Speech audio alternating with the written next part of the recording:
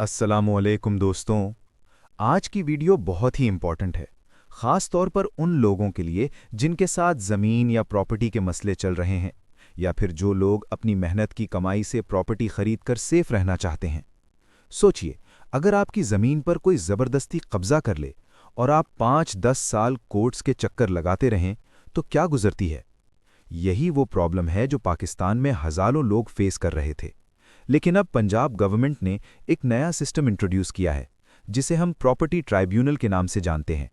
इसका बेसिक मकसद ये है कि इल्लीगल कब्ज़ों के केसेस को जल्दी, फेयर और इफ़ेक्टिव तरीके से डिसाइड किया जा सके। सबसे पहले समझते हैं कि प्रॉब्लम क्या थी। पहले क्या होता था, अगर किसी ने आपकी ज़मीन पर कब्ज़ा कर लिया तो आपको सिविल कोर्ट जाना पड़ता था। वहाँ केस फाइल होता, फिर तारीख पे तारीख, विटनेस, एविडेंस, क्रॉस एग्जामिनेशन और सालों साल केस लटकता रहता था। इस ड्यूरेशन में अक्सर कब्ज़ा करने वाला मजबूत हो जाता था और असल मालिक कमज़ोर। अब नया सिस्टम क्या कहता है? अब आप डायरेक्टली सिविल कोर्ट के बजाय प्रॉपर्टी ट्राइब्यूनल में अपनी एप्लीकेशन फाइल करेंगे। ये ट्राइब्यूनल असल में एडिशनल सेशन जजेस के पास होगा, जिनको स्पेशल पावर्स दी गई हैं। यानी अब आपका केस एक ऐसी कोर्ट में जाएगा जहां सिर्फ प्रॉपर्टी कब्जा केसेस को फास्ट ट्रैक पर सुना जाता है। ये सबसे बड़ा चेंज है जो आपके लिए रिलीफ ला सकता है। अब सवाल यह है कि एप्लीकेशन कैसे देनी है। बहुत सिंपल तरीके से समझ लीजिए। आपको अपनी एप्लीकेशन के साथ कुछ बेसिक चीज़ें अटैच करनी होंगी, जैसे कि आपकी प्रॉपर्टी का खसरा नंबर, हदूद अरबा, रजिस्ट्री या सेल डीड और ओनरशिप का प्रूफ। यहाँ एक रियल लाइफ एग्जाम्पल लेते हैं। मान लीजिए फैसलाबाद में आपने 5 मरला प्लॉट खरीदा है और रजिस्ट्री भी आपके नाम है, लेकिन किसी ने वहां कब्जा कर लिया। आप क्या करेंगे? पहले आप पुलिस के पास जाते थे, फिर सिविल कोर्ट, लेकिन अब आप सीधा ट्राइब्यूनल में एप्लीकेशन देंगे, अपनी रजिस्ट्री और डॉक्यूमेंट्स अटैच करेंगे और केस फास्ट ट्रैक पर चलेगा। एक और इम्पॉर्टेंट बात, एप्लीकेशन देने के लिए आपको इनिशियल स्टेज पर लॉयर की ज़रूरत भी नहीं होती। ये बहुत बड़ी रिलीफ है आम लोगों के लिए। लेकिन यहाँ एक गलती लोग अक्सर करते हैं, वो अपने डॉक्यूमेंट्स कंप्लीट नहीं रखते या फिर उनकी रजिस्ट्री में इश्यूज होते हैं। तो मेरी आपसे रिक्वेस्ट है कि अगर आप प्रॉपर्टी ले रहे हैं तो डॉक्यूमेंट्स को 100% वेरीफाई करें। अब अगला स्टेप क्या होता है, ये हम पार्ट 2 में डिटेल से डिस्कस करेंगे कि एप्लीकेशन के बाद सिस्टम कैसे काम करता है।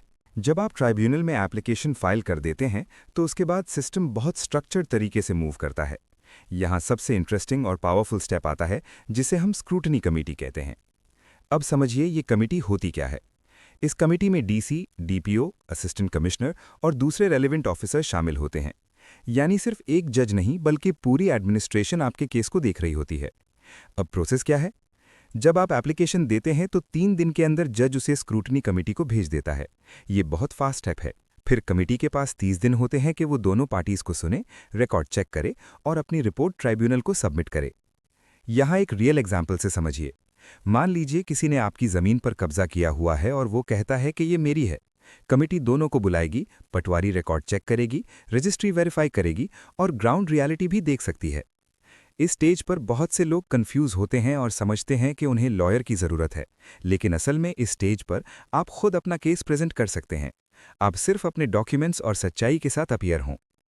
लेकिन एक कॉमन मिस्टेक यहाँ होती है, लोग या तो कमेटी के सामने प्रेजेंट ही नहीं होते या फिर अपने डॉक्यूमेंट्स इनकम्प्लीट लेकर जाते हैं। इससे उनका केस वीक हो जाता है। यहाँ मेरी प्रैक्टिकल एडवाइस है कि जब भी आपको नोटिस मिले उसे इग्नोर ना करें।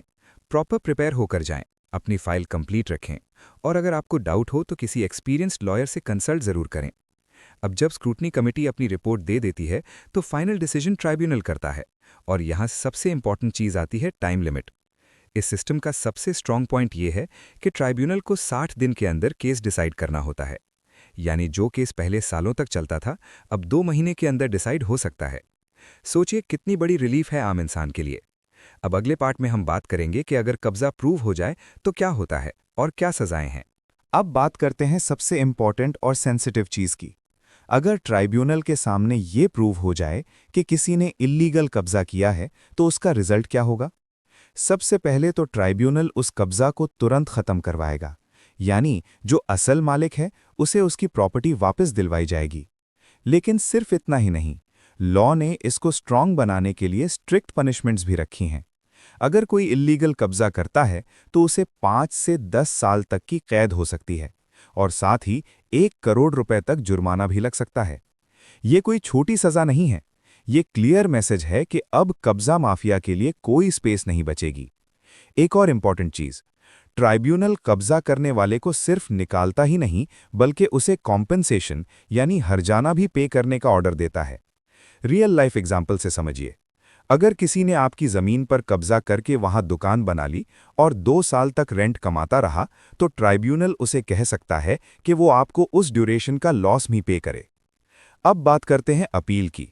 अगर किसी को ट्राइब्यूनल का डिसीजन पसंद नहीं आता तो वो 30 दिन के अंदर हाई कोर्ट में अपील कर सकता है और हाई कोर्ट भी इसे 30 दिन के अंदर डिसाइड करेगा। यानी पूरा सिस्टम फास्ट ट्रैक पर डिजाइन किया गया है। एक और इम्पॉर्टेंट पॉइंट, जो पुराने केसेस सिविल कोर्ट्स में चल रहे हैं उन्हें भी आप ट्राइब्यूनल में ट्रांसफर करवा सकते हैं। ये उन लोगों के लिए बहुत बड़ी अपॉर्चुनिटी है जो सालों से केस लड़ रहे हैं। लेकिन एक एक्सेप्शन भी है, जो केसेस ऑलरेडी हाई कोर्ट या सुप्रीम कोर्ट में हैं उन पर यह लॉ अप्लाई नहीं होगा। अब अगला और बहुत इंपॉर्टेंट एस्पेक्ट है झूठी एप्लीकेशंस। इस पर हम नेक्स्ट पार्ट में डिटेल से बात करेंगे। अब आते हैं एक ऐसे पॉइंट पर जो बहुत लोग इग्नोर कर देते हैं, और वो है झूठी एप्लीकेशन देना। देखिए, ये लॉ सिर्फ असल मालिक की प्रोटेक्शन के लिए बनाया गया है। अगर कोई इस सिस्टम का मिसयूज करता है और किसी को तंग करने के लिए झूठी एप्लीकेशन देता है, तो उसके लिए भी सख्त सजा रखी गई है। अगर ट्रिब्यूनल ये कंक्लूड कर ले कि आपकी एप्लीकेशन झूठी थी, तो आपको 5 साल तक की कैद हो सकती है। यानी ये कोई मजाक नहीं है। इसलिए मेरी स्ट्रॉन्ग एडवाइस है कि बिना सॉलिड प्रूफ के कभी भी किसी के खिलाफ केस न करें। अब कुछ कॉमन मिस्टेक्स डिस्कस कर लेते हैं जो लोग अक्सर करते हैं। लोग बिना डॉक्यूमेंट्स वेरीफाई किए प्रॉपर्टी खरीद लेते हैं, ओरल एग्रीमेंट या स्टैम्प पेपर पर डील कर लेते हैं, रजिस्ट्री के बाद म्यूटेशन या इंतकाल कंप्लीट नहीं करवाते, कमिटी के नोटिसेस इग्नोर कर देते हैं। ये सब मिस्टेक्स आपको फ्यूचर में सीरियस प्रॉब्लम्स में डाल सकती हैं। अब फाइनल टेक अवे क्या है? ये नया लॉ आम इंसान के लिए एक बहुत बड़ी रिलीफ है। अब आपको सालों तक कोर्ट्स के चक्कर नहीं लगाने पड़ेंगे। अगर आपके पास जेन्युइन ओनरशिप है तो आपको इंसाफ जल्दी मिल सकता है। लेकिन साथ ही रिस्पॉन्सिबिलिटी भी आप पर है कि आप अपने डॉक्यूमेंट्स कंप्लीट रखें, लीगल प्रोसेस को समझें और किसी भी फ्रॉड से बचें। मैं हमेशा कहता हूं, नॉलेज ही आपकी सबसे बड़ी प्रोटेक्शन है। मैं हूं Chaudhry Mohammad Saeed, advocate high court, senior member district bar association Faisalabad. आप देख रहे हैं मेरा YouTube channel Jinnah tax lawyers. हम एक एसोसिएशन हैं जिसमें शामिल हैं lawyers, chartered accountants, computer engineers और एआई एक्सपर्ट्स। और हम प्रोवाइड करते हैं services in all legal matters regarding property disputes, study abroad and immigration services, income tax, sales tax, company registration, NTN registration, filer बनवाना, tax return filing, FBR notices का जवाब, refund claims, SECP और FBR related corporate matters. इसके अलावा अगर आप अपना business grow करवाना चाहते हैं तो हम आपको प्रोवाइड करते हैं business marketing and promotional services, जैसा कि e commerce tools usage, website maintenance, YouTube या Facebook TikTok account management, marketing techniques, Amazon, Daraz, Walmart store management. Call करें 0341-125-9762, ईमेल करें masaeedads86@gmail.com. Sponsors may also contact for advertisement and promotion of their product and services. अगर video पसंद आए तो like, comment, share और subscribe जरूर करें। अपने सवालात कमेंट्स में जरूर पूछें ताकि हम आपके लिए मजीद इन्फॉर्मेटिव वीडियोस बना सकें। Thank you.